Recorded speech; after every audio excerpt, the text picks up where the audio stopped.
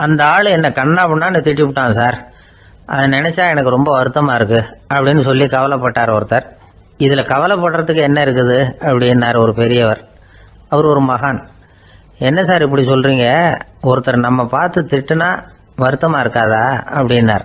அது எப்படி வருத்தமா இருக்கும், திட்டுறதுங்கிறது என்ன, அது வெறும் சத்தம் தானே அப்படின்னார் அந்த பெரியவர். நம்ம ஆளுக்கு தலையை பிச்சுக்கலாம் போல இருந்தது. இருக்காது அப்படின்னா நமக்கு அப்படி தானே தோணுது.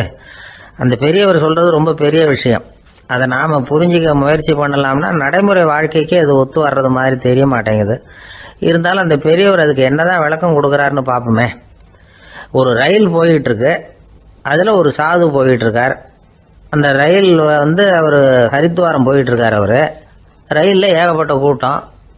நம்ம ஊர் ரயில் கேட்க வேணும், டிக்கெட் வாங்கிட்டு கொஞ்சம் பேர், வாங்காத கொஞ்சம் பேர்.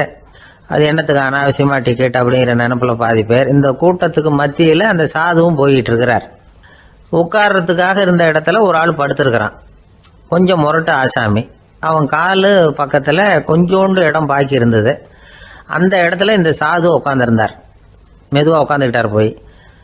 ஆனா அந்த ஆளு ராத்திரி பூரா இவரை காலால உதச்சிக்கிட்டே இருக்கிறான். அது இவருக்கு ரொம்ப அவமானமா பட்டது. அதனால துக்கம் ஏற்பட்டது. இருந்தாலும் அதை ஒரு மாதிரியா சகிச்சுக்கிட்டே இவர் வந்து சேர்ந்தார். பொழுது விடிஞ்சது. அந்த சாது ஹரித்வார் வந்து சேர்ந்தார். அங்க ஒரு பெரிய ஞானியை சந்திச்சார். ராத்திரி ரயில்ல அந்த ஆளு உதைச்சதையும் அதனால தனக்கு ஏற்பட்ட துக்கத்தையும் இந்த சாது அந்த ஞானி கிட்ட சொன்னார். சொல்லிவிட்டு, ஏன் சுவாமி, எனக்கு துக்கம் ஏற்பட்டதே அது தப்பா அப்படின்னு கேட்டார். தவறுதான் அந்த ஞானி. உனக்கு இன்னமும் தேக அபிமானம் போகலைங்கிறது தான் அது காட்டுது. அஷ்டாவக்கிரர் என்ன சொல்றார் தெரியுமா? உண்மையான ஞானி யாராவது தன்னை வந்தனை செய்தால் அதற்காக சந்தோஷப்பட மாட்டார், யாராவது நிந்தனை செய்தால் அதற்காக வருத்தப்பட மாட்டார் அப்படின்னு சொல்றார். நிந்தனைங்கிறது ஒரு ஒலி தான். தேகாபிமானம் இருக்கிற வரைக்கும் இந்த ஒலி நம்மளை வேதனைப்படுத்தும். நான் தேகம் இல்லை, ஆத்மா அப்படிங்கிற நினைவு இருந்தா இந்த ஒலி நம்மளை பாதிக்காது. மனு என்ன சொல்றார் தெரியுமா? ஒரு சாதகன் பாராட்டுதலை விஷம்னு நினைச்சு பயப்படணும், அவமானத்தை அமிர்தம்னு நினைச்சு சந்தோஷப்படணுங்கிறார். அவமானப்பட்டா கவலைப்படாம எப்படி இருக்க முடியும் அப்படின்னு தான் நமக்கு தோணும். அதனாலதான் நம்மள யாரும் இதுக்கு உதாரணமா யாரையும் காட்ட முடியல. புத்தரையும் கபீரையும் உதாரணமா காட்டுறாங்க. அவங்களுக்கெல்லாம் அவமானம் ஏற்பட்டப்போ கவலையே படலையாம். புத்தரை அவமானப்படுத்தணுங்கிறதுக்காக கௌசாம்பி ராணி ஒரு இளம் பெண்ணை கொலை பண்ணி சடலத்தை புத்தர் குடிசைக்கு முன்னாடி போட சொன்னார். போட்டாங்க. புத்தர் தான் அந்த பொண்ணை கெடுத்து கொலை பண்ணி விட்டாருன்னு எல்லாரும் நினைச்சாங்க. ஆனா புத்தர் இதை பத்தி கவலையே படல. அப்புறமா உண்மை தெரிஞ்சதும் புத்தர் புகழ் இன்னும் அதிகமாயிட்டது. ஒரு பெரிய சபையில ஒரு மோசமான பொண்ணு நுழைஞ்சு தனக்கும் கபீருக்கும் சம்பந்தம் உண்டுன்னு சொன்னா கபீர் கவலைப்படல. அவங்க மாதிரியெல்லாம் நாமளும் இருக்க கத்துக்கணும். நிந்தனை, அபகீர்த்தி, அவமானம் எல்லாம் ஆண்டவன் கொடுக்கிற பிரசாதம்னு நினைக்கணும் அப்படின்னு சொல்றார் அந்த ஞானி. இதை கேட்ட இந்த காலத்து ஆசாமி ஒருத்தர், நான் கூட அப்படிதான் சார், யாராவது அவமானப்படுத்தினா கவலைப்பட மாட்டேன். நேத்து கூட ஒருத்தர் என்ன பலார்னு அரைஞ்சுட்டார், நான் கொஞ்சம் கூட கவலைப்படல, பேசாம வந்துட்டேன்னார். ஏன் அப்படி வந்துட்டீங்க அப்படின்னு. அவர் அரைஞ்சதுலேயும் ஒரு அர்த்தம் இருந்தது, அதனாலதான் அப்படி வந்துட்டேன்னார். ஏன் அரைஞ்சாருன்னு கேட்டேன். 10 வருஷத்துக்கு முன்னாடி 15 ரூபா அவர்கிட்ட கடன் வாங்கினேன், அதை கேட்டு கேட்டு பார்த்துட்டு கடைசியா தான் அரைஞ்சார் அப்படின்னார். ஆண்டவனுடைய பிரசாதம் இவருக்கு அடிக்கடி கிடைக்கும் போல இருக்கு.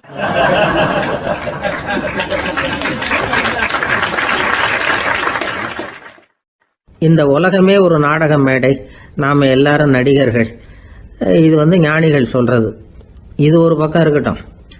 இந்த உலகத்துக்குள்ள எத்தனையோ நாடக மேடைகள், எத்தனையோ நடிகர்கள், எத்தனையோ நாடகங்கள், இதெல்லாம் எப்படி ஆரம்பமாச்சு அதுதான் இன்னைக்கு தகவல். அதாவது ஆதி மனிதன் பேச ஆரம்பிக்கிறதுக்கு முன்னாடி சைகையாலேயே எல்லாத்தையும் சொல்லிக்கிட்டு இருந்தான்.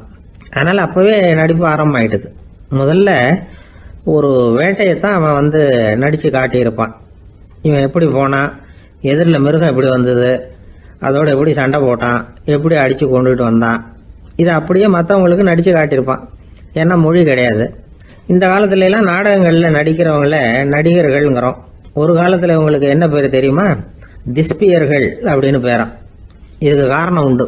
அதாவது 2000 வருஷத்துக்கு முன்னாடி கிரீஸ் நாட்டுல திசிவியஸ் அப்படின்னு ஒரு ஆள் இருந்தான். அவன் ஒரு பெரிய நாடக கலைஞன். அவன் சில இளைஞர்களை சேர்த்துக்கிட்டான், பயிற்சி கொடுத்தான், நாடக குழுவை உருவாக்கினான், நடிகர்களையும் நாடகத்துக்கு தேவையான பொருள்களையும் ஏற்றிக்கிட்டு போகிறதுக்கு ஒரு வண்டியையும் தயார் பண்ணான். அந்த வண்டியிலேயே அவன் கிரேக்க நாடு பூராவும் சுற்றினான், ஊர் ஊராக நாடகம் போட்டான். ஒரு ஊருக்கு போனதும் அங்கே நாடகம் நடத்த தியேட்டர் இருக்கா அப்படிங்கிறதெல்லாம் பார்க்கறது இல்லை அவன். ஏன்னா அப்போலாம் தியேட்டர்னா என்னென்ன தெரியாது. நாடகம்னா அது ஒரு மூடிய கொட்டைக்குள்ளே தான் நடத்தணுங்கிறது அப்போ யாருக்குமே தோணலை.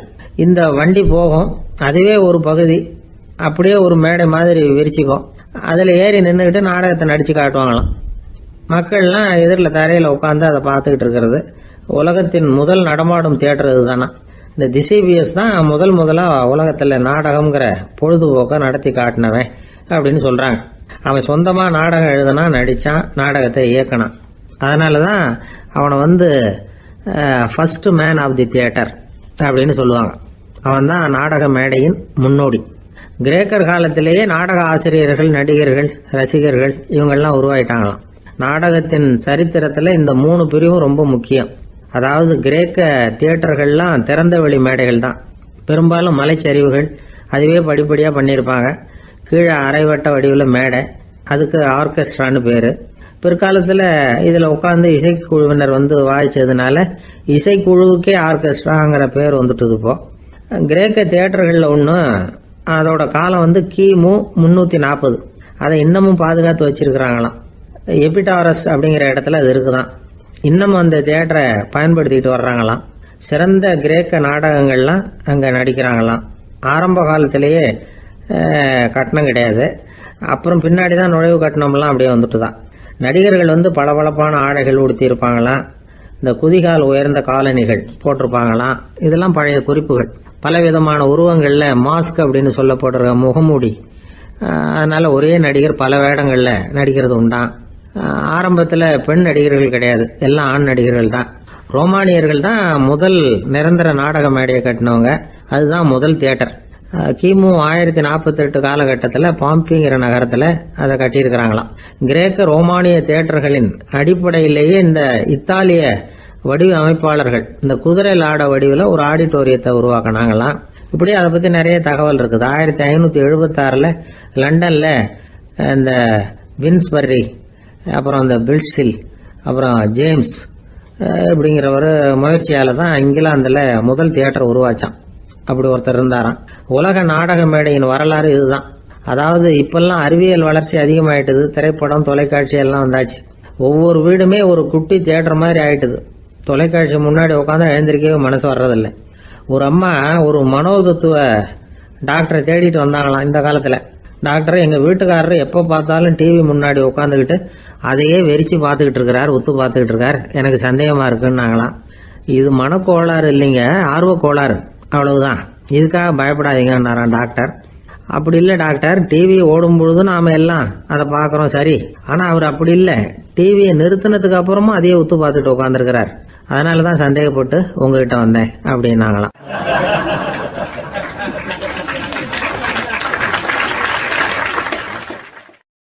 ஒரு ஊரில் ஒரு ராஜா இருந்தார். பெரிய அரண்மனையில் தான் இருக்கிறார். எல்லா வசதியும் இருந்தது. இருந்தாலும் அவர் எல்லாரும் சொல்கிறது எப்படி தெரியுமா, பிச்சைக்கார ராஜா. அப்படி ஒரு பேர் அவருக்கு நிலைச்சி போச்சு. ஜனங்களும் சரி, மற்ற தேசங்களில் உள்ளவங்களும் சரி, அவர் அந்த பேர் சொல்லியே குறிப்பிடுறது வழக்கமாக போட்டுது. இது அவருக்கு ரொம்ப கவலையாக போச்சு. என்ன இது, நம்மளை தேடி வர்றவங்களுக்கெல்லாம் நாம் சோறு போடுறோம், நம்ம புகழ்ந்து பாடல் ஏற்றி கொண்டு வர்ற புலவர்களுக்கெல்லாம் அவங்க எப்படி வந்தாலும் ஒருவேளை சோறு போடணுங்கிறது உத்தரவு. இவ்வளவுலாம் செஞ்சும் நம்மளை போய் பிச்சைக்கார ராஜான்னு எல்லாரும் சொல்கிறாங்களே, அது ஏன், எதுக்காக இப்படி சொல்கிறாங்க?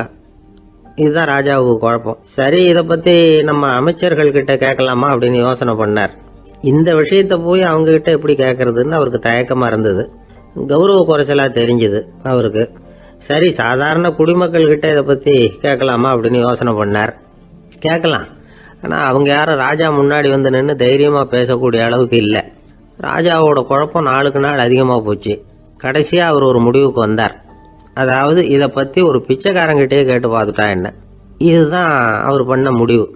உடனே மாறு வேஷம் போட்டுக்கிட்டு நகர்வலம் போனார். ஒரு பிச்சைக்காரனை கண்டுபிடிச்சார். இதை பாருப்பா, நம்ம ராஜாவை எல்லாரும் பிச்சைக்கார ராஜான்னே சொல்கிறாங்களே, அதுக்கு என்ன காரணமாக இருக்கும் அப்படின்னு கேட்டார். அதுக்கு அவன் சொல்கிறான், இதுக்கான பதிலை இன்னும் ஒரு 30 நாளில் சொல்கிறேன் அப்படின்னா. உடனே இவருக்கு சந்தோஷம். உண்மையை அவங்ககிட்ட சொன்னார். நான் வேற யாரும் இல்லை, நான் தான் இந்த நாட்டு ராஜா. இப்போ நீ என் கூடவே வந்துடு, அரண்மனையிலேயே தங்கிக்கோ. 30 நாள் கழித்து எனக்கு பதில் சொல்லிவிட்டு அதுக்கப்புறமா நீ போகலாம் அப்படின்னு சொல்லி அழைச்சிட்டு வந்துட்டார். அரண்மனையில் ஒரு மூலையில் அவன் தங்கறதுக்கு இடம் கொடுத்தார். தினம் 2 வேளையும் இவனுக்கு சோறு போடுங்க அப்படின்னு உத்தரவு போட்டார். ராஜா கொடுத்த இடத்துல போய் உக்காந்துக்கிட்டான் அந்த பிச்சைக்காரன். தினமும் அந்த அரண்மனையில் நடக்கிறதையெல்லாம் கவனிச்சிட்டு வந்தான். வேளைக்கு சாப்பாடு வரும், சாப்பிட்டுக்கிட்டு இருக்கான். இப்படி 30 நாள் முடிஞ்சுது. ராஜா வந்தார். என்னோட கேள்விக்கு பதில் என்னன்னு கண்டுபிடிச்சிட்டியான்னார். கண்டுபிடிச்சிட்டேன்னா. என்ன எல்லாரும் பிச்சைக்கார ராஜான்னு சொல்றாங்களே, அது நியாயமா படுதா உனக்குன்னு கேட்டார். நியாயமா தான் படுது, சந்தேகம் இல்லாம நீங்க பிச்சைக்கார ராஜா தான். என்னதான் நீங்க வசதியோடவும் படைபலத்தோடவும் இருந்தா கூட நீங்க எங்க வர்க்கத்தை சேர்ந்த ஆசாமி தான் அப்படின்னு அடிச்சு சொல்லிவிட்டான் அந்த ஆள். என்னால் அப்படி சொல்றேன்னு கேட்டார் இவர். அரசே, ஒரு உண்மையை கண்டுபிடிச்சி சொல்றதா நான் உங்ககிட்ட சொன்னேன். நீங்க ராஜ பரம்பரைன்னா உடனே உங்க கழுத்துல கிடக்கிற முத்து மாலையை கழட்டி பரிசா கொடுத்துருப்பீங்க, பொன்னையும் மணியையும் கொடுத்துருப்பீங்க. ஆனா நீங்க அப்படி செய்யல. என்ன ஒரு மூலையில உட்கார வச்சு 2 வேளை சோறு போட சொன்னீங்க. உங்களை தேடி யார் வந்தாலும், யார் பாராட்டி பேசினாலும் அல்லது பிரச்சனைகளை சொன்னாலும் நீங்க செய்யற ஒரே காரியம் சோறு போடுறது தான். பிச்சைக்காரனுக்கு சோறு மட்டும்தான் உலகம்.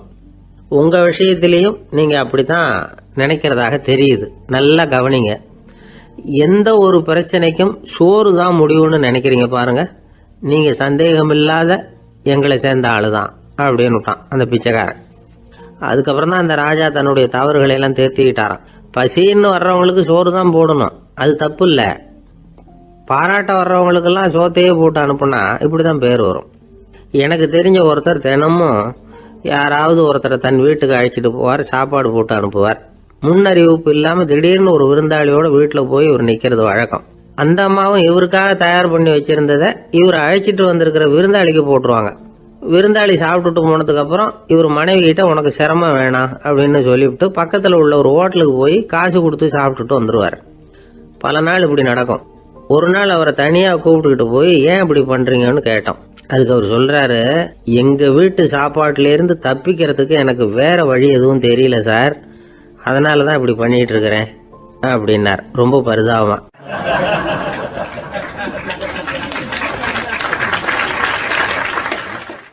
ஒரு மனுஷனுக்கு 3 விதத்துல கர்வம் உண்டாகிறதுக்கு வாய்ப்பு உண்டு. பணம், பதவி, புகழ். பணம் அதிகமாக வந்தால் கர்வம் வரலாம், பதவி பெருசாக வந்துட்டுதுன்னா கர்வம் வரலாம், புகழ் அதிகமாக போனாலும் கர்வம் வரலாம். இந்த 3 வகையான கர்வத்துக்கும் இடம் கொடுக்காம இருக்கிறாங்க பாருங்க, அவங்க தான் சிறந்த மனிதர்கள். ஒரு பெரிய பொறுப்பில் இருக்கிறவங்களுக்கு கர்வம் வந்துடக்கூடாது. அப்படி வந்துட்டுதுன்னா அது எல்லாருக்கும் இடைஞ்சல். ஒரு ராஜா இருந்தார். அவர் ஒரு நாள் தன்னுடைய தலைநகரத்தை சுற்றி வந்துக்கிட்டு இருந்தார். ஒரு இடத்துல ஒரு அழகான நிலத்தை பார்த்தார். ஆஹா, இந்த இடத்துல நமக்குன்னு ஒரு மாளிகையை கட்டினா எவ்வளோ நல்லா இருக்கும் அப்படின்னு நினச்சார்.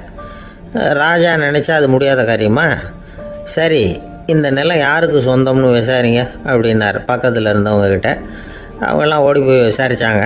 அந்த இடம் ஒரு வயசான கிழவிக்கு சொந்தம், வயசான அம்மாவுக்கு சொந்தமாக.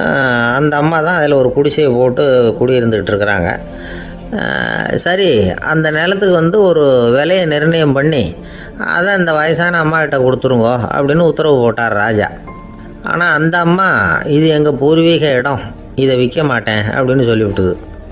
சரி, 2 பங்கு விலை கொடுக்குறோம்னு சொல்லி பாருங்க அப்படின்னாங்க. அப்படியே சொன்னாங்க அரண்மனை ஆட்கள். அதுக்கும் சம்மதிக்கலை அந்த அம்மா. இதை கேள்விப்பட்டதும் ராஜாவுக்கு கோபம் வந்துட்டுது. தன்னுடைய ஆளுங்களை கூப்பிட்டார். போய் அந்த குடிசையை பிரித்து எறிங்க, காசெல்லாம் ஒன்றும் கொடுக்காதீங்க அப்படின்னு கத்தினார். அவ்வளோதான். அடுத்த நிமிஷம் அரண்மனை ஆசாமிகள் போனாங்க, குடிசையை பிரித்து எரிஞ்சாங்க. அந்த வயசான அம்மா இருக்கு, அதுவும் அந்த இடத்த விட்டு துரத்தி விட்டாங்க. அந்த இடத்துல ஒரு அரச மாளிகையை கட்டி முடிச்சிட்டாங்க.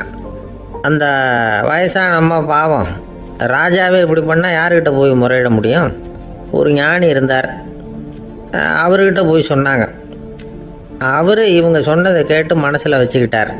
ஒரு நாள் அந்த ராஜாவே இந்த ஞானியை கூப்பிட்டார். புதுசாக ஒரு மாளிகை கட்டியிருக்கிறேன், வந்து பாருங்கன்னு. சரின்னு சொல்லி இந்த பெரியவர் ஒரு நாள் இந்த மாளிகைக்கு போனார்.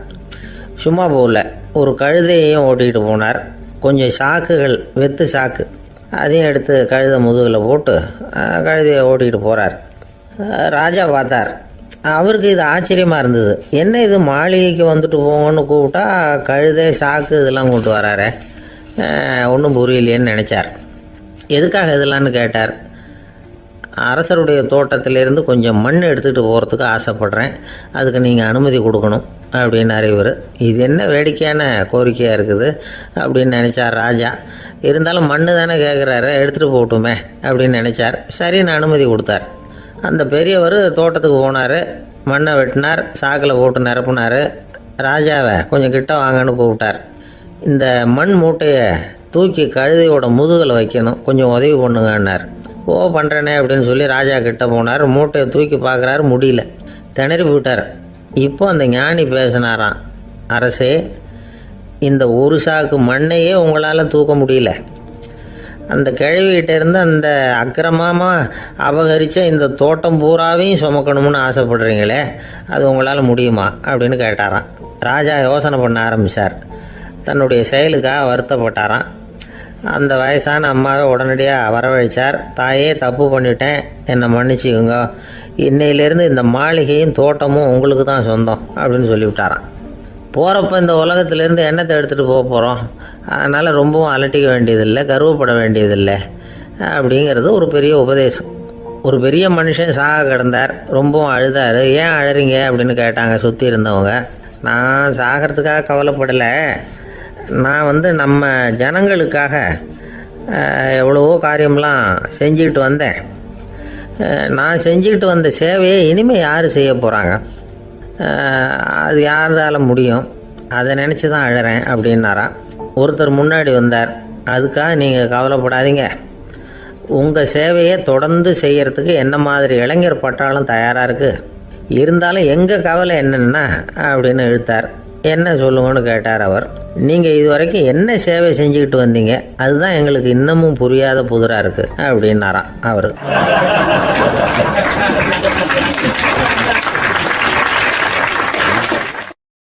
ஒரு அம்மா தெருவில் உட்காந்து என்னத்தையோ தேடிட்டு இருக்கிறாங்க.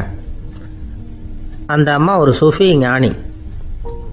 அவங்க பேர் என்னன்னா ரபியா அல் அடாவியா. அந்த அம்மாவுக்கு கண் கூட தெளிவாக தெரியாது. அந்த பக்கமாக வந்த சில பேர் இவங்களுக்கு உதவி செய்கிறதுக்காக வந்தாங்க. என்ன தேடிட்டு இருக்கிறீங்க அப்படின்னு கேட்டாங்க.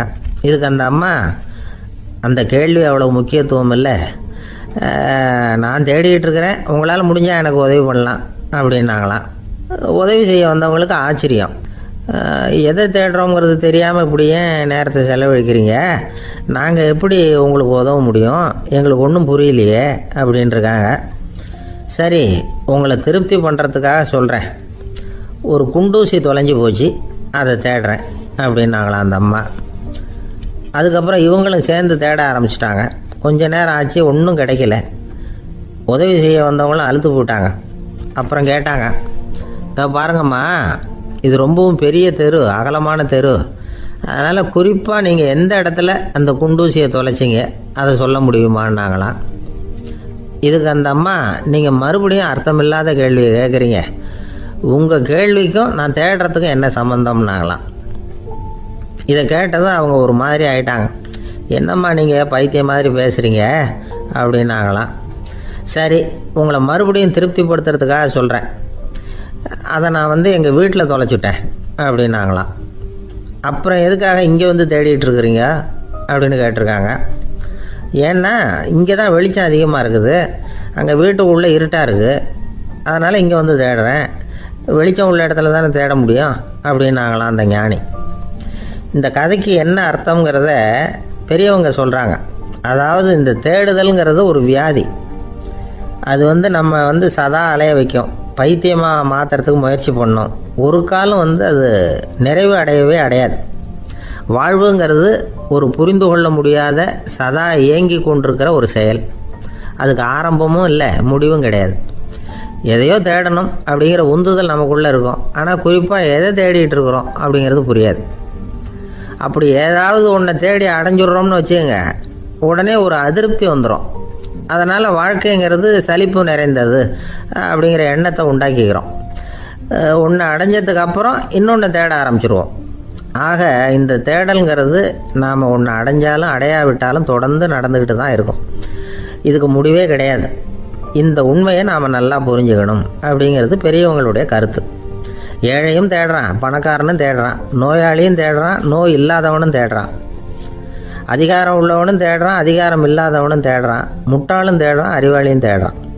ஆனால் யாரும் இதை தான் தேடி சாதிக்க போகிறோம், இதுதான் முடிவு அப்படின்னு திட்டவட்டமாக சொன்னதில்லை. ஒன்று அடைஞ்சதும் இன்னொன்று தேட ஆரம்பிச்சிடுறாங்க, அவ்வளோதான். அதாவது உங்களின் தேடுபவர் உங்கள் உள்ளே தான் இருக்கிறார், அவரை தேடி கண்டுபிடியுங்கள். இதுதான் ஞானிகள் நமக்கு சொல்லுகிற ஒரு ஆலோசனை. நம்மால் ஒருத்தன் ஜெயிலில் இருந்தான். இன்னொரு கைதி அவனை பார்த்து கேட்டான், ஏன்பா உன்னை பார்க்குறதுக்கு வெளியிலேருந்து யாருமே இங்கே வர்றது இல்லையே, உனக்கு சொந்தக்காரங்களே கிடையாதா அப்படின்னு கேட்டானா.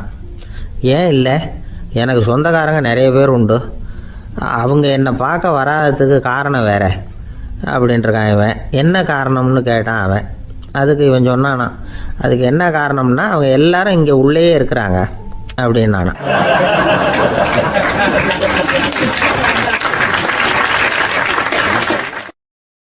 ஒரு நாள் ராமர் அரசவையில் உட்கார்ந்துருக்கிறார். ராமராஜ்யம் நடந்துக்கிட்டு இருந்த நேரம். அந்த சமயத்தில் ஒரு நாய் அரச சபைக்கு வந்துதான். அது தலையில் அடிபட்டு ரத்தம்.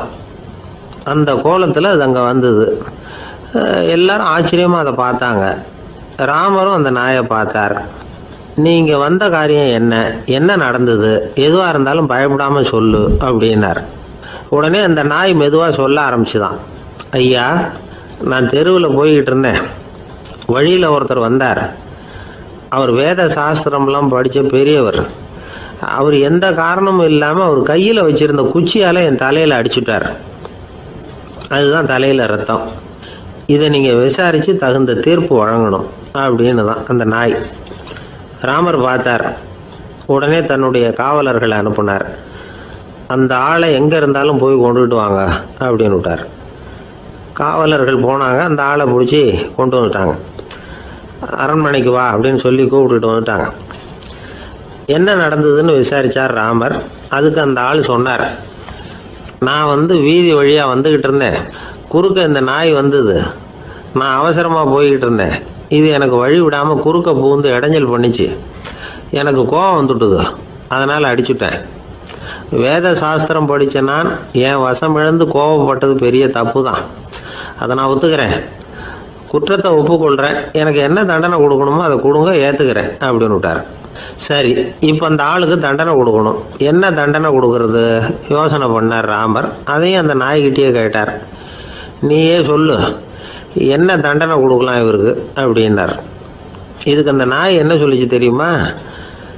இவரை ஏதாவது ஒரு கோயிலுக்கு தர்மகர்த்தாவாக நியமனம் பண்ணி விடுங்க, அதுதான் இவருக்கு சரியான தண்டனை அப்படின்னுது. இதை கேட்டதும் ராமர் முகத்தில் புன்னகை. ஆனால் அங்கே இருந்த மற்றவங்களுக்கெல்லாம் ஆச்சரியம். அது எப்படி, தப்பு செஞ்சவங்களுக்கு தண்டனை கொடுக்கறது தானே நியாயம், அதை விட்டுவிட்டு தர்மகர்த்தா பதவியை கொடுக்க சொல்லுது இந்த நாய் அப்படிங்கிற ஆச்சரியம். இந்த சந்தேகத்தை அந்த நாய்கிட்டே கேட்டாங்க அங்கே இருந்தவங்க. இதுக்கு அந்த நாய் பதில் சொல்லிச்சான். நான் போன பிறவியில் ஒரு கோயிலுக்கு தர்மகர்த்தாவாக இருந்தேன். எவ்வளவோ கவனமாக எச்சரிக்கையாக தான் என்னுடைய கடமைகளை எல்லாம் செஞ்சுக்கிட்டு வந்தேன். அப்படி இருந்தாலும் சில சமயங்களில் என்னையும் மீறி கோயில் செல்வத்தை நான் அனுபவிக்கிறதுக்கு காரணமாயிட்டேன். ஒரு கோவிலுக்கு தர்மகர்த்தாவாக இருக்கிறவங்க எப்படியும் இந்த பாவத்திலேருந்து தப்பிக்கிறது கஷ்டம். அதனால தான் நான் இந்த பிறவியில் நாயாக பிறந்து இப்படி கஷ்டப்படுறேன். இதே நிலைமை இந்த ஆளுக்கும் ஏற்படணும் அப்படிங்கிறதுக்காக தான் அவரையும் ஒரு கோயிலுக்கு தர்மகர்த்தாவை நியமிக்கும்படி கேட்டுக்கிட்டேன் அப்படின்னு தான் இந்த நாய். இதிலேருந்து என்ன தெரியுது? எந்த பதவியில் நாம் இருந்தாலும் நமக்கு தெரியாமல் கூட அதை தவறாக உபயோகப்படுத்தக்கூடாதுங்கிறத இதிலேருந்து புரிஞ்சுக்கணும். இல்லைன்னா அடுத்த பிறவியில் நாயாக பிறந்து எங்கேயாவது போய் வாழாட்டிட்டு நிற்க வேண்டியது தான்.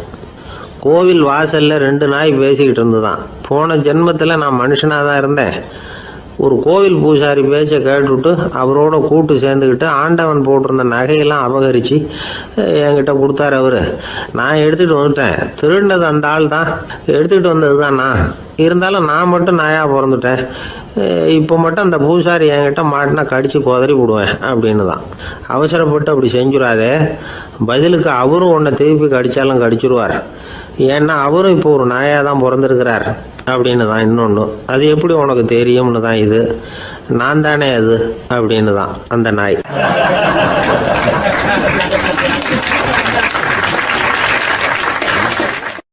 நம்மக்கிட்ட ஒருத்தன் தப்பாக நடந்துக்கிட்டானா உடனே நாம் என்ன செய்வோம்? கையை ஓங்கிட்டு அவனை அடிக்க போவோம். நாம் அவங்ககிட்ட அவனை விட ஒருபடி மேலாக தப்பாக நடந்துக்குவோம். ஆனால் பெரியவங்கள்லாம் அப்படி நடந்துக்கிறது இல்லை. இன்னா செய்தாரை ஒருத்தல் அவர் நாண நன்னயம் செய்து விடல் அப்படின்னு வள்ளுவர் சொல்லியிருக்கார் இல்லையா?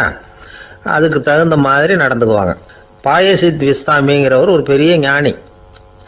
அவர் ஒரு நாள் ராத்திரி ரொம்ப நேரம் மசூதியில் இருந்துட்டு வீட்டுக்கு திரும்பி வந்துகிட்டு இருக்கிறார். வழியில் ஒரு குடிகாரன், அவன் கையில் ஒரு இசைக்கருவி, அதை கண்ணா பின்னான்னு மீட்டிக்கிட்டு வாய்க்கு வந்தபடி என்னத்தையோ பாட்டுன்னு நினச்சிக்கிட்டு பாடிக்கிட்டு அவன் பாட்டுக்கு கிடக்கிறான் வழியில். அதோடு இருந்தாலும் பரவாயில்ல, அந்த பக்கமாக வழியில் போகிறவங்க வர்றவங்களையெல்லாம் பார்த்து கண்ணா பின்னான்னு திட்டிக்கிட்டு இருக்கிறான், ரொம்ப வளர்க்குறான். பாயசீத் பிஸ்தாமிங்கிற அந்த பெரியவர் அந்த வழியாக போகிறார். அவனை பார்க்குறார். அவனுடைய நிலைமையை பார்த்துட்டு பரிதாபப்படுறார். ஏன்பா இது மாதிரிலாம் நடந்துக்கிற, இப்படி நடக்கலாமா அப்படின்னு ஏதோ கொஞ்சம் புத்திமதி சொல்கிறதுக்கு ஆரம்பித்தார். அவனுக்கு கோபம் வந்துட்டுது. கையில் வச்சிருந்த வாத்திய கருவி அதால் ஓங்கி அந்த பெரியவர் தலையில் ஒரு அடி கொடுத்தான். ரத்த காயம் ஏற்பட்டு போச்சு. அவன் கையில் இருந்த இசைக்கருவியும் அடித்த வேகத்தில் ரெண்டாக உடஞ்சி போச்சு. அவ்வளோ வேகமாக அடிச்சிருக்கான். இவ்வளவு தூரத்துக்கு நடந்து போச்சுல்ல. அந்த மாபெரும் ஞானி வாயை திறந்து ஒரு வார்த்தை கூட பேசலை. பேசாமல் தலையை பிடிச்சிக்கிட்டு அவர் பாட்டுக்கு போயிட்டார். மறுநாள் அந்த பெரியவர் என்ன பண்ணார் தெரியுமா? கொஞ்சம் இனிப்பு பண்டங்கள், கொஞ்சம் பணம், இது ரெண்டையும் ஒரு ஆள் மூலமாக அனுப்பி வச்சார் அந்த குடிகாரனுக்கு. அவனுக்கு ஒன்றும் புரியல. என்ன விவரம்னு விசாரித்தான். வந்த ஆள் ஒரு கடுதாசியை நீட்டினான். அதில் விவரம் இருந்தது. ஞானி எழுதியிருக்கிறார், இதை பாருப்பா, உங்களுடைய இசைக்கருவி உடையறதுக்கு என்னுடைய தலை காரணமாக ஆயிட்டுது. அதுக்காக நான் ரொம்ப வருத்தப்படுறேன். அதுக்காக தான் பணம் அனுப்பி வச்சுருக்கேன். வேறு புதுசாக ஒரு இசைக்கருவி வாங்கிக்கோ. அப்புறம் இன்னொரு விஷயம், நேற்றுக்கு ராத்திரி என்கிட்ட ஏகப்பட்ட கசப்பான வார்த்தைகளை பேசினேன். இதோடு அனுப்பியிருக்கிற இனிப்பு பண்டங்களை சாப்பிட்டு உன்னுடைய நாவில் உள்ள கசப்பை மாற்றிக்கோ அப்படின்னு அதில் எழுதப்பட்டிருந்தது. இந்த சமயத்தில் அவன் குடி மயக்கத்தில் இல்லை, தெளிஞ்சு போயிருந்த நேரம் அது. அதனால் அதை படித்த உடனே அவனுக்கு ரொம்ப வெக்கமாக போச்சு. தலை குனிஞ்சான், யோசனை பண்ணான். கொஞ்ச நேரத்தில் தன்னுடைய நண்பர்கள் சில பேரையும் கூப்பிட்டுக்கிட்டு நேராக அந்த ஞானி இருக்கிற இடத்துக்கு ஓடினான். அவர் காலில் விழுந்தான். அவர்கிட்ட மன்னிப்பு கேட்டுக்கிட்டான்.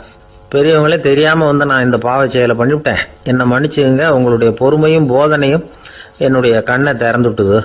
இனிமேல் நானும் என்னுடைய நண்பர்களும் நல்ல வழியில் திருந்தி வாழ போகிறோம் அப்படின்னா. ஞானி செய்த நன்னயம் குடிகாரனை எப்படி திருத்திருக்கு பார்த்தீங்களா? இந்த கதையை கேட்டுவிட்டு ஒருத்தர் சொன்னார், என் வாழ்க்கையில் கூட அப்படி ஒரு சம்பவம் நடந்தது சார். நானும் ஒரு நாள் ராத்திரி ஓவராக குடிச்சிட்டு ஒரு கிட்டாரை வாசிச்சுக்கிட்டு கண்ணாபின்னான்னு உளறிக்கிட்டு திட்டிக்கிட்டு இருந்தேன். அந்த சமயம் அந்த வழியாக ஒருத்தர் வந்தார். ஓங்கி தலையில் ஒரே ஒரு அடி, ரத்தம் வந்துட்டுது. அதுக்கப்புறம் என் மனசு தெரிந்துவிட்டுது சார் அப்படின்னார். அப்படியா என்ன ஆச்சரியமா? ஆமாம் சார், அடி விழுந்தது அவர் தலையில் இல்லை, என் தலையில். வந்தவர் என்ன அப்படி அடிச்சுட்டார். மயக்கம் தெளிஞ்சதுக்கு அப்புறம்தான் எனக்கு விவரம் புரிஞ்சுது. அவர் ஒரு போலீஸ்காரர் அப்படின்னார் ரொம்ப சோகமா.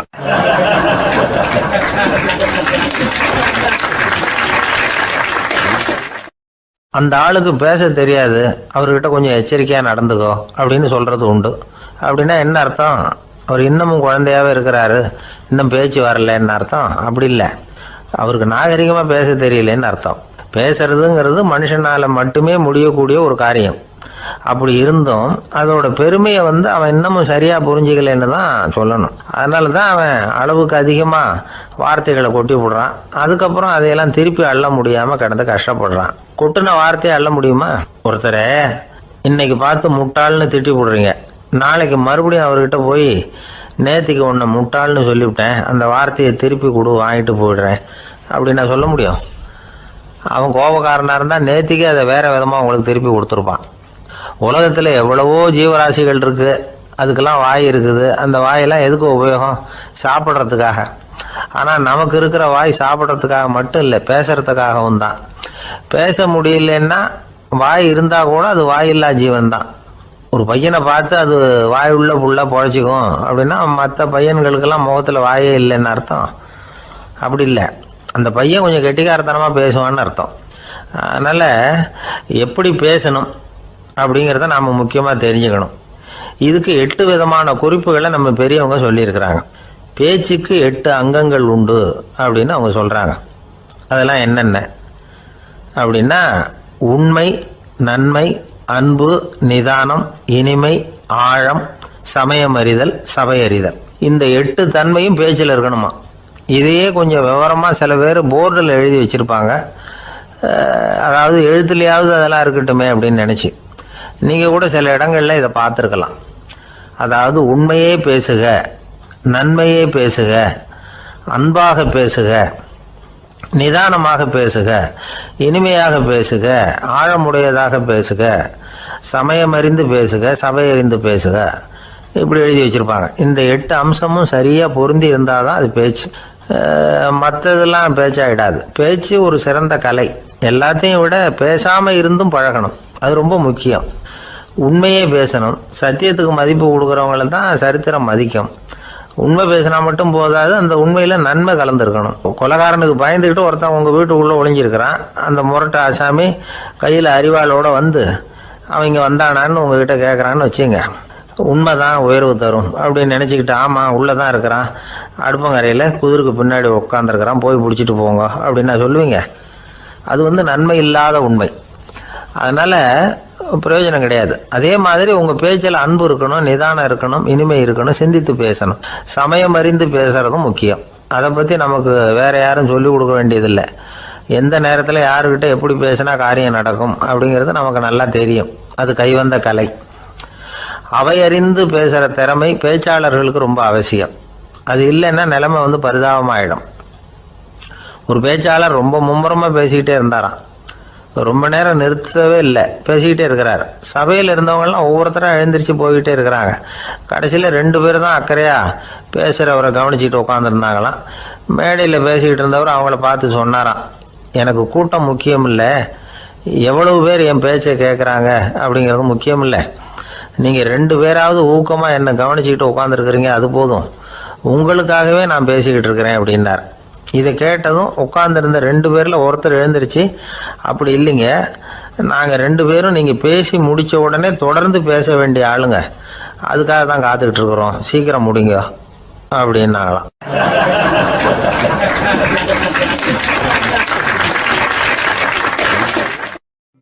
இந்த காலத்துக்குள்ள ஒருத்தன் தன்னோட அப்பாவை பார்த்து சொன்னான், அப்பா நான் உனக்கு உதவி செய்யலாம்னு நினைக்கிறேன், என்ன உதவி செய்யணும்னு சொல்லு அப்படின்னா. நீ சும்மா இருந்தால் அதுவே எனக்கு செய்கிற பெரிய உதவிடா அப்படின்னார் அப்பா. சும்மா இருக்கிறதும் ஒரு உதவி தான், அது மாதிரி மௌனமும் ஒரு சமூக சேவை தான் அப்படிங்கிறார் காஞ்சி பெரியவர். நமக்கு 5 புலன்கள் இருக்குது, மெய், வாய், கண், மூக்கு, செவி. இந்த 5லேயும் அதிகப்படியான வேலை எதுக்குன்னு நினைக்கிறீங்க? வாய்க்கு தான். ஏன்னா அதுக்கு 2 வேலை. இப்போ கண்ணுக்கு பார்க்குறது மட்டும்தான் வேலை, காதுக்கு கேட்குறது மட்டும்தான் வேலை, மூக்குக்கு வாசனை அறியறது தான் வேலை, உடம்புக்கு உணர்றது மட்டும்தான் வேலை. ஆனால் வாய் அப்படி இல்லை, அதுக்கு 2 வேலை. சாப்பிட்றதும் அதுதான், பேசுகிறதும் அதுதான். அதாவது வாய் ஒன்று தான் கர்மேந்திரியமாகவும் இருக்குது, ஞானேந்திரியமாகவும் இருக்குது அப்படின்னு சொல்லுவாங்க. சாப்பாட்டில் உட்காந்தா எந்தெந்த ஆகாரம் என்னென்ன ருசின்னு அறிவிக்கிற வேலையும் செய்யுது. சபையில் உட்காந்தா பாடுறது, பேசுறது, சிரிக்கிறது, இது மாதிரியான வேலையும் செய்யுது. இன்னொரு வித்தியாசம், கண்ணு, காது, மூக்கெல்லாம் ஸ்ட்ரெயின் பண்ணிக்கிட்டு வேலை செய்கிறதில்ல. ஒரு ரோஜா பூவை பார்த்தா உடனே மூக்கு அப்படியும் இப்படியும் அசைய ஆரம்பிக்கிறதில்ல. ஒரு சங்கீதத்தை கேட்ட உடனே காது ஆட ஆரம்பிக்காது. ஆனால் வாய் அப்படி இல்லை, அது பேசினாலும் சரி சாப்பிட்டாலும் சரி அசைஞ்சு தான் ஆகணும். ஆக மற்றதை விட வாய்க்கு வேலை ஜாஸ்தின்னு தெரியுது. சாப்பிட்றது, பேசுறது அப்படின்னு 2 காரியம் அதுக்கு. இப்படி 2 காரியம் இருக்கிறதுனால அது 2ஐயும் பாதியாக குறைச்சிக்கணுங்கிறது கடவுள் அபிப்பிராயமாக இருக்கணும் அப்படிங்கிறார் காஞ்சி பெரியவர். ஆனால் இப்போ நாம் அப்படியா நடந்துக்கிறோம்? அதுக்கு நேர்மாறாக நடந்துக்கிறோம். நாம் சாப்பிட்றதும் அதிகம், பேசுகிறதும் அதிகம். 2 வேலையையும் தேவைக்கு அதிகமாகவே செய்கிறோம். வாய் தான் ரொம்ப ஓவர் ஒர்க்குடு. அதுக்கு ஓய்வு கொடுத்தா உடம்பும் நல்லாயிருக்கும், உலகமும் நல்லாயிருக்கும். மௌன விரதம் இருக்கிறதெல்லாம் எதுக்காக நினைக்கிறீங்க? இதுக்காக தான். இந்த காலத்தில் மௌனமாக இருக்கிறவங்கெல்லாம் மகத்தான தொண்டு செய்கிறாங்க அப்படின்னு தான் சொல்லணும். சத்தம் அதிகமாக போய் தான் சவுண்டு பொல்யூஷன் வருது. அது மட்டும் இல்லை, மௌனமாக இருந்தால் சண்டை சச்சரவே வராது. மௌனம் கலக நாஸ்தி. ஆக இதுவும் ஒரு சமூக சேவை தான். நமக்கு தான் வாய் இருக்குதுங்கிறதுக்காக வசமாக சாப்பிட்றதும் தப்பு, வளவளன்னு பேசுகிறதும் தப்பு. ஒரு கருத்தை சொல்கிறதுக்கு ஒரே ஒரு சொல்லு போதும் அப்படின்னு இருக்கும்பொழுது 2 சொற்களை செலவு பண்ணாதே. எவ்வளவு சொன்னாலும் அதனால் ஒரு பயனும் விளையாது அப்படின்னு தெரிய வருமேயானால் அந்த ஒரு சொல்லையும் விரயம் பண்ணாதே அப்படிங்கிறார் ஒரு அறிஞர்.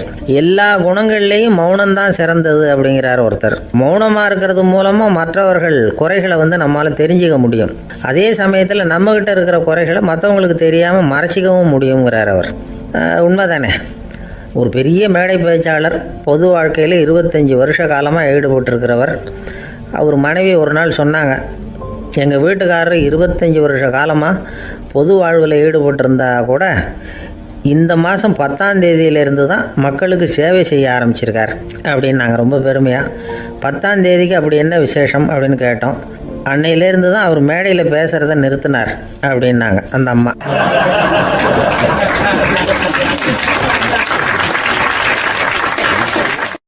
ஒரு ஆசாமி வேகமாக ஓடிக்கிட்டு இருந்தான். ஏன் இப்படி ஓடுறேன்னு கேட்டார் இன்னொருத்தர். அங்கே ஒரு ஆள் அடிபட்டு கிடக்கிறான், அதை பார்த்தேன், உடனே ஓடுறேன்னா. எங்கேன்னு கேட்டார். ஆஸ்பத்திரிக்குன்னா. ஒரு ஆள் அடிபட்டு கிடக்கிறத பார்த்தா உடனடியாக நாம் செய்ய வேண்டியது முதல் உதவி, அதுக்கப்புறம் தான் ஆஸ்பத்திரி. இன்றைக்கி விபத்துங்கிறது சர்வசாதாரணமாக நடந்துக்கிட்டு இருக்குது. வாகன விபத்து, வெடிகுண்டு விபத்து, தீ விபத்து, கட்டடம் சரியறது, பூகம்பம், இப்படி நிறைய நடக்குது. ஒரு விபத்தை பார்த்துட்டா நம்மளில் பல பேர் நமக்கு என்னத்துக்கு வம்புன்னு ஒதுங்கி போயிடுறதும் உண்டு. சில பேர் துணிஞ்சு கிட்ட போய் உதவி செய்கிறதும் உண்டு. அப்படி உதவி செய்ய நினைக்கிறவங்களுக்கு உபயோகப்படுற தகவல் இது. விபத்தில் காயமடைஞ்சவங்களை 3 பிரிவாக பிரிக்கலாமா.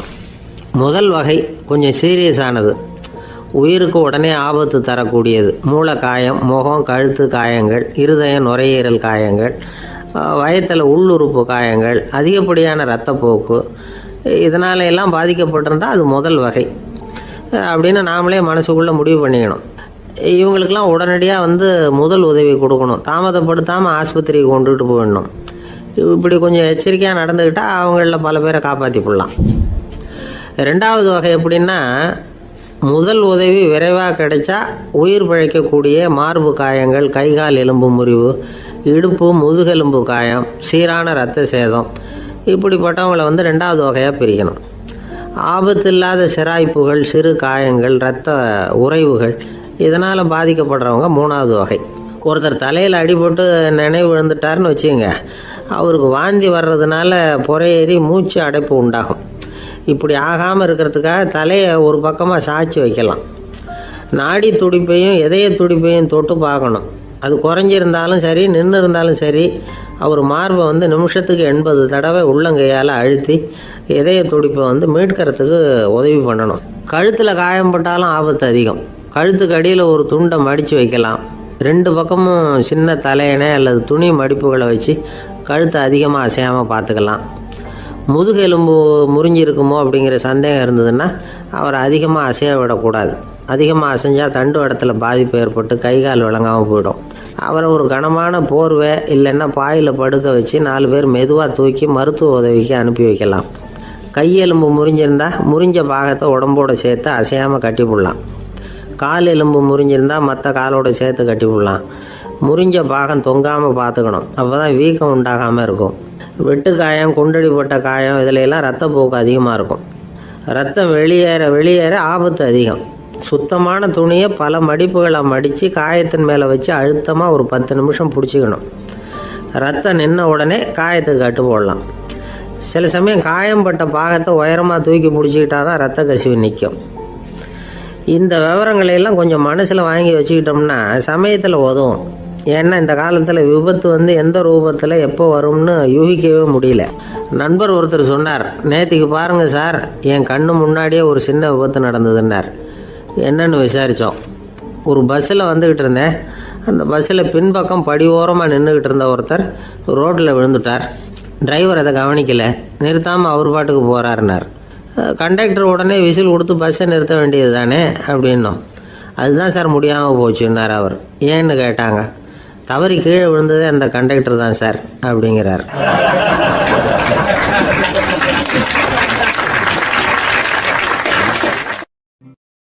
ஒரு நண்பர் அவசரமாக என்கிட்ட ஓடி வந்தார். அப்புறம் சொன்னார், என்னால் நம்பவே முடியல சார், என் பையனா இப்படி அப்படின்னு சொல்லி ஆச்சரியப்பட்டார். உங்கள் பையன் அப்படி என்ன தான் செஞ்சுட்டான் அப்படின்னு கேட்டேன். என்னால் முடியாத ஒரு காரியத்தை அவன் செஞ்சுட்டான் சார் அப்படின்னார். அது என்னன்னு தான் சொல்லுங்களேன். என்ன 5வது வகுப்பில் அவன் ஒரே தடவையில் தேறிட்டான் சார். அதாவது ஒரே அட்டம்ப்டில் பாஸ் ஆகிருக்கான் அப்படின்னார் மூச்சு வாங்க. கஷ்டப்பட்டு பரீட்சை எழுதுனது அவன், இவருக்கு ஏன் மூச்சு வாங்குது? நம்மால் செய்ய முடியாத ஒரு காரியத்தை இன்னொருத்தர் செய்யும் பொழுது அது நமக்கு ஆச்சரியமாக இருக்குது. சர்க்கஸ் பார்க்குறோம், ஒருத்தர் அந்த இடத்துல தொங்குறார், அது நமக்கு ஆச்சரியம். ஏன்னா அது நம்மால் முடியாத காரியம். நம்மால் முடியாத ஒன்றை அடுத்தவர் எளிதாக செய்யும் பொழுது நாம் மருள்வது இயற்கை. இதை தான் தொல்காப்பியம் மருட்கை அப்படின்னு சொல்லுது. இந்த வியப்பு இருக்குதே, இது 4 வகையில் ஏற்படுறதாக தொல்காப்பியம் சொல்லுது. அது என்ன 4 வகை? முதல் வகை எப்படின்னா புதுமையான அரிய செயல்களை செய்கிறது. 2வது வகை என்னென்னா பெரும் செயல்களை செய்கிறது. 3வது வகை என்னென்னா மிக நுட்பமான செயல்களை செய்கிறது. 4வது வகை என்னென்னா ஆக்கம் தரும் செயல்களை செய்கிறது. புதுமை, பெருமை, சிறுமை, ஆக்கமோடு மதினம் சாலா மருட்கை 4 அப்படிங்கிறது தொல்காப்பியம். இன்றைக்கி விஞ்ஞானம் புதுசு புதுசாக எதையோ கண்டுபிடிக்குது. ஆரம்பத்தில் அது ஆச்சரியமாக இருக்குது, அப்புறம் அது நமக்கு பழகி போடுது. வானொலி பெட்டி புதுசாக வந்தப்போ ஒரு பெட்டி பேசுதுங்கிறது எவ்வளோ பெரிய ஆச்சரியம். இப்போ யாரும் அதை ஆச்சரியமாக பார்க்குறதில்ல. மதினம் சாலா மருட்கை அப்படின்னு ஒரு சொற்றொடர் வருது பாருங்க. அதில் கருத்தாழம் உண்டு. எதை பற்றியும் போதுமான அளவு புரிந்து கொள்ளாத போது ஒருத்தர் ஆச்சரியப்படுறார். புரிந்து கொண்ட பிறகு ஆச்சரியம் மறைஞ்சு போடுது. மிக நுட்பமான செயல்களும் நம்ம ஆச்சரியப்பட வைக்கும். ஒரு அரிசியில் ஒரு திருக்குறள் எழுதி காட்டுறாங்க, ஒரு முட்டை ஓட்டுக்குள்ளே ஓவியம் தீட்டி காட்டுறாங்க. கருங்கல் சிற்பங்களில் எவ்வளவு நுட்பமான வேலைப்பாடுகளை எல்லாம் பார்த்து ஆச்சரியப்படுறோம். இது மாதிரி ஆக்கப்பூர்வமான அரிய செயல்களை செய்கிறது கூட வியப்பை உண்டு பண்ணும். குப்பை கூலங்களை கூட வாழ்க்கைக்கு பயன்படுகிற பொருளாக மாற்றுகிறவர்கள் இருக்காங்க. அவர்களுடைய செயல் வியப்பு அளிக்குது. இடைக்காட்டு சித்தர் பாடின 30 நூலில் வர்ற ஒரு பாடல், ஆற்றல் பிறர் அறிதலின் அகம் கிளர்வு உறுதலின் கற்று அறி பாணர் கழுமிய கோடலின் தோற்றம் உருகவே போற்றல் சால் வியப்பே. ஒருத்தருடைய ஆற்றல் தெரியாமல் இருந்தது, அவருடைய அரிய செயலை பார்க்கும் பொழுது வியப்பாக இருந்தது, மனசுக்குள்ள கிளர்ச்சி. பாவலர்கள் இவர்களுடைய புகழை பாடி மற்றவர்களும் தெரிந்து கொள்ளுமாறு செய்கிறார்கள் அப்படிங்கிறது தான் ஒரு யதார்த்தமான உண்மை. ஆக எல்லா வகையிலும் மக்கள் தங்களுடைய வாழ்க்கையில் முன்னேறுவதற்கான வழிகாட்டுகிற ஒரு மெய்ப்பாடு தான் வியப்புங்கிறது. இந்த காலத்தில் நம்ம எப்படியெல்லாம் ஆச்சரியப்பட வைக்கிறாங்க. ஒரு ஆளை பிடிச்சி ஜெயிலில் கொண்டு வந்தாங்க. ஜெயில் அதிகாரி அவனை ரொம்ப ஆச்சரியமாக பார்த்தாரான். இவன் கேட்டான், ஏன் சார் அப்படி பார்க்குறீங்க, நான் இப்போ இங்கே வர்றது உங்களுக்கு ஆச்சரியமாக இருக்குதா அப்படின்னு கேட்டிருக்கான். இதுக்கு ஜெயில் அதிகாரி சொல்லியிருக்கார், நீ இப்போ இங்கே வந்ததில் எனக்கு ஒன்றும் ஆச்சரியம் இல்லைப்பா, ஏற்கனவே நீ இங்கேருந்து விடுதலையாகி போய் 6 மாதம் ஆச்சு, இவ்வளவு லேட்டாக வர்றியே அதுதான் எனக்கு ஆச்சரியமாக இருக்குது அப்படின்னாராம்.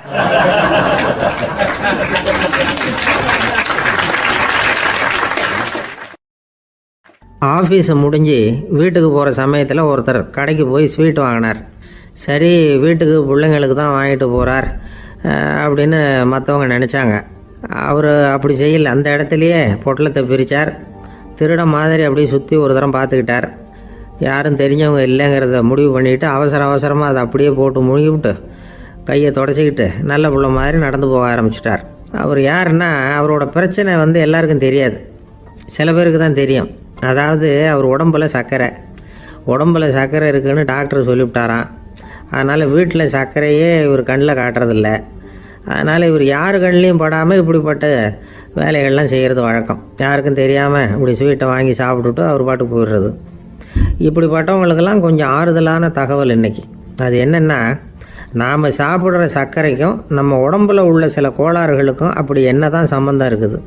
இதை பற்றி சமீபத்தில் சில ஆராய்ச்சிகள்லாம் நடந்திருக்குது. ஏன்னா சர்க்கரைன்னாவே விஷம் மாதிரி அதை பார்க்குறவங்களும் சில பேர் உண்டு. சின்ன பிள்ளைங்களுக்கு வயத்தில் பூச்சி உண்டாகிறதுலேருந்து பெரியவங்களுக்கு நீரிழிவு வர்ற வரைக்கும் எல்லாத்துக்கும் சர்க்கரை தான் காரணம்னு சொல்லிகிட்டு இருக்கிறோம்.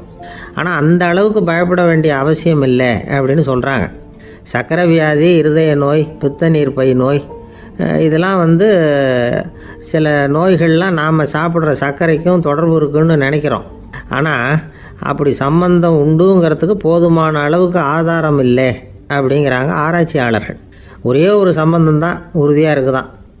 அதுவும் இந்த பல் சிதைவு அப்படின்னு இருக்கு இல்லையா, அந்த சர்க்கரை சாப்பிட்றதுக்கும் இந்த பல் சிதைவுக்கும் சம்மந்தம் இருக்குது அப்படிங்கிறத மட்டும் உறுதியாக சொல்கிறாங்க.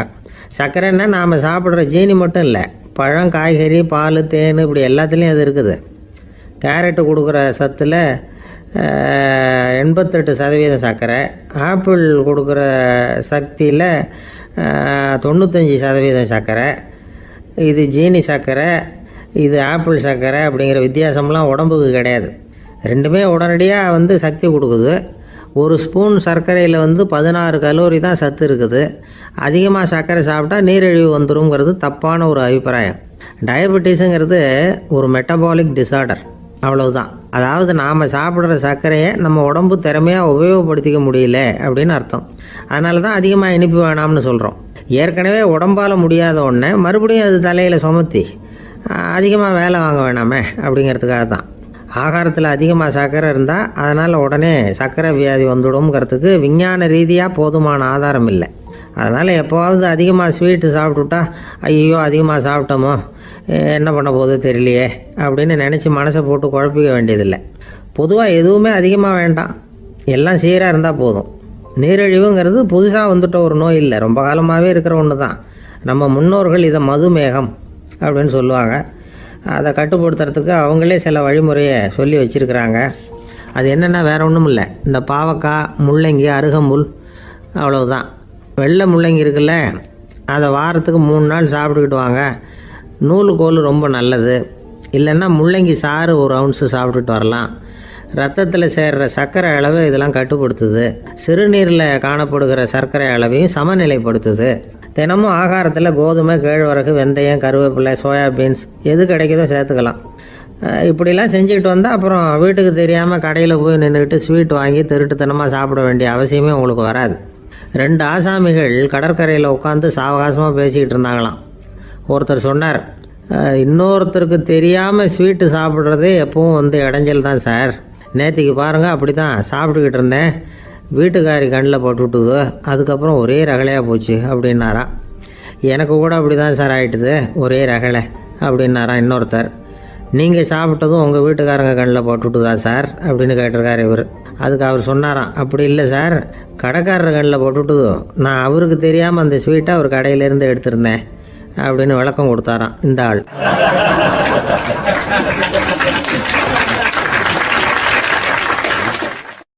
அம்மாக்காரங்களுக்கு அடிக்கடி ஏற்படுற கவலை ஒன்று உண்டு. அதாவது குழந்தை சரியாக சாப்பிட மாட்டேங்குதே அப்படிங்கிற கவலை. இவங்கெல்லாம் ஒரு விஷயத்த நல்லா புரிஞ்சுக்கணும். குழந்தைகள்ங்கிறவங்க பெரியவங்க மாதிரி இல்லை. அவங்க கடிகாரத்தில் மணியை பார்த்துட்டு சாப்பிட்றதுக்கு உட்கார்ற ரகம் கிடையாது. பசிச்சா சாப்பிடுவாங்க, இல்லைன்னா விளையாடுவாங்க அல்லது தூங்குவாங்க. அது புரியாமல் அவங்கள கட்டாயப்படுத்தி அல்லது மிரட்டி சாப்பிட வைக்கிறது ரொம்ப தப்பு. ஒரு 8 மாத குழந்தைக்கு 3 மணி நேரத்துக்கு ஒரு தடவை பசிக்கும். அந்த நேரம் பார்த்து சாப்பாடு கொடுத்தா அடம் பண்ணாமல் அது பாட்டுக்கு சாப்பிட்றோம். அதே குழந்தைக்கு 1 வயசு ஆகிறப்போ 4 மணி நேரத்துக்கு ஒரு தடவை பசிக்கும். இந்த வயசில் இயற்கையாகவே பசி குறைஞ்சிருக்கும். அது புரியாமல் என் குழந்தை முன்னாடி மாதிரி இப்போ சரியாக சாப்பிட மாட்டேங்கிறான் அப்படின்னு சில பேர் டாக்டர்கிட்ட போய் சொல்லிக்கிட்டு இருப்பாங்க. இன்னொரு விஷயம், ஒரு குழந்தைக்கு வயசு அதிகமாகிற வேகத்துக்கு உடம்பு எடையும் அதிகமாகிக்கிட்டே போகாது. உடம்பு எடை அதிகமாகிற வேகம் குறைஞ்சிக்கிட்டே வரும். 6 மாத குழந்தைக்கு ஒரு வாரத்தில் 150 கிராம் எடை கூடும். ஒரு வயசில் வாரத்துக்கு 71 கிராம் எடை கூடும். இது புரியாமல் அதிகமாக சாப்பாட்டை கொடுத்து குழந்தைய கஷ்டப்படுத்தக்கூடாது. ஏன்னா அளவுக்கு மீறின உணவு அஜீரணத்தை உண்டு பண்ணிவிடும். குழந்தைக்கு ஒரு தட்டில் கொஞ்சமாக ஆகாரத்தை வச்சு கொண்டுகிட்டு போய் கொடுக்கணும். மலை மாதிரி குவிச்சு வச்சா அதை பார்த்ததுமே பசி அடங்கி போயிடும். அடித்து மிரட்டி பயமுறுத்தி குழந்தைய சாப்பிட வைக்கிற பழக்கம் இருக்குது பாருங்கள், அதுக்கு ஃபுட் ஃபோர்ஸிங் அப்படின்னு பேர். இப்படி பண்ணினா குழந்தைக்கு சாப்பாட்டில் விருப்பம் குறைஞ்சிரும், அதை கண்டாவே வெறுக்க ஆரம்பிச்சிடும். அது மாதிரி உளம் சார்ந்த பசி குறைவு, சைக்கோஜெனிக் அனோரெக்சியா, அது ஏற்படுமா. சாப்பாடுங்கிறதே ஒரு தண்டனை மாதிரி தோணும். குழந்தைகளுக்கு பிடிச்ச மாதிரியான ஆகாரத்தை கொடுக்கணும். சத்து அதிகம் இருக்குங்கிறதுக்காக அதுக்கு பிடிக்காத ஆகாரத்தை கொடுத்து கட்டாயப்படுத்தக்கூடாது. குழந்தைகளுக்கு 2 வயசு ஆகிறப்போ இயற்கையாகவே எதிர்மறை குணம் உண்டாகும். அதாவது அந்த எதிர்மறையாக பேசுறது. இது மாதிரி சமயங்களில் நாம் என்ன சொல்கிறோமோ அதுக்கு நேர்மாறாக நடந்துக்கும். ஏட்டிக்கு போட்டி, சாப்பிட சொன்னால் விளையாட போவோம், விளையாட சொன்னால் சாப்பாடு கேட்கும். இதை புரிஞ்சுக்கிட்டு நடந்துக்கணும். குழந்தை சொன்ன பேச்சை கேட்கலேன்னு கோவப்படக்கூடாது. குழந்தை வளர வளர பிடிவாத குணம் வர்றது சகஜம். கேட்டதை வாங்கி கொடுத்தாதான் சாப்பிடுவேன் அப்படின்னு பிடிவாதம் பண்ணும். வாங்கி கொடுத்து விடுறது தான் உத்தமம். நீங்களும் அதுகிட்ட பிடிவாதம் பண்ணிட்டு இருக்கக்கூடாது. ஏன்னா கேட்டது கிடைக்கலையேங்கிற ஏமாற்றம் கூட குழந்தையோட பசியை குறைச்சிரும். கேட்டது கிடைச்சிட்டா பசி அதிகமாகும். கொடுத்ததை மளமளன்னு சாப்பிட்றோம். குழந்தைகளுக்கு கண்ட கண்ட நேரத்தில் சாப்பிட்றதுக்கு எதையாவது வாங்கி கொடுத்துக்கிட்டு இருந்தா சாப்பாட்டு நேரத்தில் சாப்பிடாம அடம் பண்ண ஆரம்பிச்சிடும். பள்ளிக்கூடம் போகிற பிள்ளைங்க காலை உணவை சரியாக சாப்பிட மாட்டாங்க. அச்சம், அவசரம், பரபரப்பு இதெல்லாம் தான் காரணம். பள்ளிக்கு புறப்படுறதுக்கு ஒரு 3/4 மணி நேரத்துக்கு முன்னாடியே சாப்பாடு போட்டுருங்க, அது சரியாக போடும். படிக்கிற குழந்தைகள் உடல் சோர்வு, மனச்சோர்வு இது காரணமாக கூட சாப்பிட மறுக்கிறது உண்டு. இப்போ உதாரணமாக சாயந்தரம் விளையாடி விட்டு வீட்டுக்கு வந்ததும் சாப்பிட சொன்னால் வேணாம்பாங்க. இது உடல் சோர்வு. ரொம்ப நேரம் வீட்டு பாடங்களை செஞ்சு முடித்த கையோடு சாப்பிட சொன்னாலும் அவங்களால சரியாக சாப்பிட முடியாது. இது உளச்சோர்வு, அதாவது மனச்சோர்வு. இதை தவிர குழந்தைகளுக்கு உடல் நலக்குறைவு ஏற்பட்டால் கூட சாப்பிட மறுக்கிறது உண்டு. சில மருந்து மாத்திரைகள் கூட பசியை குறைச்சிரும். அதனால் சரியாக தெரிஞ்சுக்கிட்டு குழந்தைகளை சாப்பிட வைக்கணும். அது புரியாமல் கையில் சாப்பாட்டு தட்டை வச்சுக்கிட்டு குழந்தைகளை விரட்டிக்கிட்டு அலையக்கூடாது. ஒரு சின்ன பையன் சொன்னான், எங்கள் அம்மா சாப்பாடு போடுறது தெரிஞ்சா நான் உடனே வீட்டை விட்டு வெளியில் ஓடி போடுவேன் அப்படின்னா. ஏன் அப்படி பண்ணுறேன்னு கேட்டோம். எங்கள் அப்பா கூட அது மாதிரி தான் சார் பண்ணுவார் அப்படிங்கிறான்.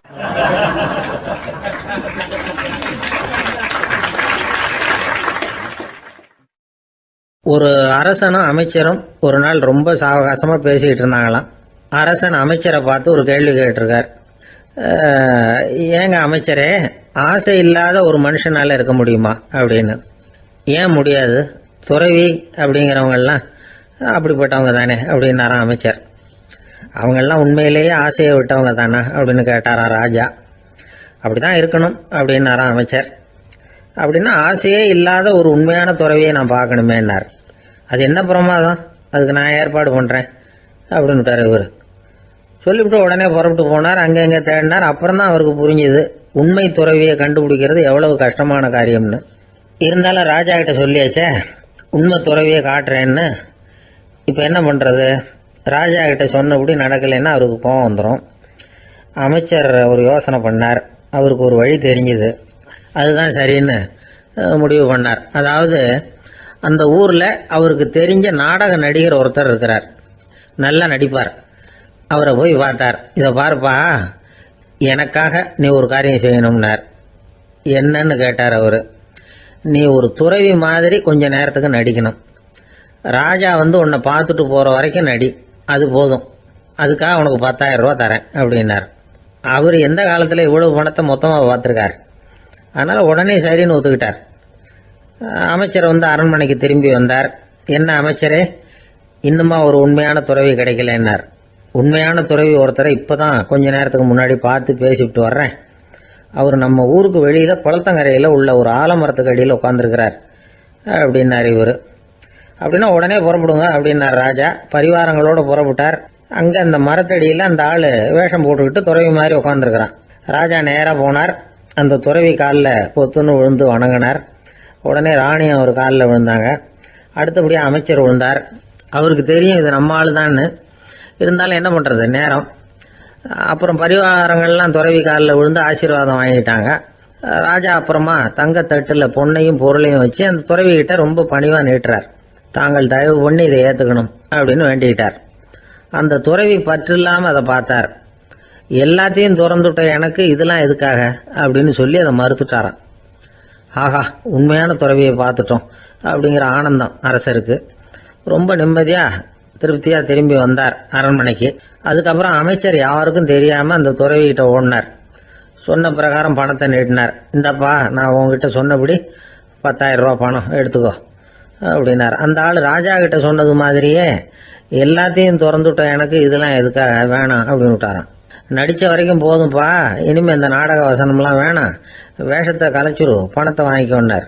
இல்லைங்க, இது வேஷம் இல்லை, இது வசனமும் இல்லை, இது உண்மை. கொஞ்ச நேரம் துறவி மாதிரி நடித்ததுக்கே இந்த தேசத்து ராஜா, ராணி, அமைச்சர், பரிவாரங்கள் எல்லாம் என் காலில் விழுந்து வணங்குறாங்க. அப்படின்னா உண்மையான துறவியா இருக்கிறது எவ்வளவு பெருமையான விஷயம். நான் உண்மையான துறவியா ஆக போறேன், அப்படி முடிவும் பண்ணிட்டேன் அப்படின்னார் அந்த நடிகர். வேஷம் கூட எப்படிப்பட்ட விளைவுகளை உண்டு பண்ணுது பார்த்தீங்களா. நம்மால் ஒருத்தன் ரொம்ப வசதியாக தான் இருந்தான். ஒரு நாள் அவன் சொத்து பூரா திருட்டு போட்டுது. அதுக்கப்புறம் இவன் துறவி மாதிரி ஆயிட்டான். ஊர் ஊரா சுத்தினான். ஒரு குருநாதரை தேடி கண்டுபிடிச்சான். அவர்கிட்ட சீடனா சேர்ந்துக்கிட்டான். அவனை பார்த்து ஒருத்தர் கேட்டார், நீ உண்மையான சீடன் தானான்னு. இல்லைங்க, சீடன் மாதிரி நடிச்சுக்கிட்டு இருக்கிறேன் அப்படின்னா. அது குரு துரோகம் இல்லையா அப்படின்னு கேட்டார் அவர். இல்லைங்க, நான் பண்ணது குரு துரோகம் இல்லை, என் குரு பண்ணது தான் துரோகம். என்னுடைய பணத்தை கொள்ளையடிச்சது இவர் தான்.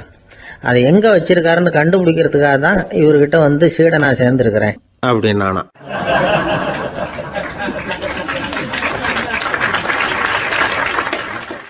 ஒருத்தர் ரொம்ப அவசரமா வந்தார். சார், மனுஷன் நிம்மதியா இருக்கிறதுக்கு என்ன வழின்னு கேட்டார். சீக்கிரமா ஒரு கல்யாணத்தை பண்ணீங்க, எல்லாம் சரியா போடும் அப்படின்னோம்.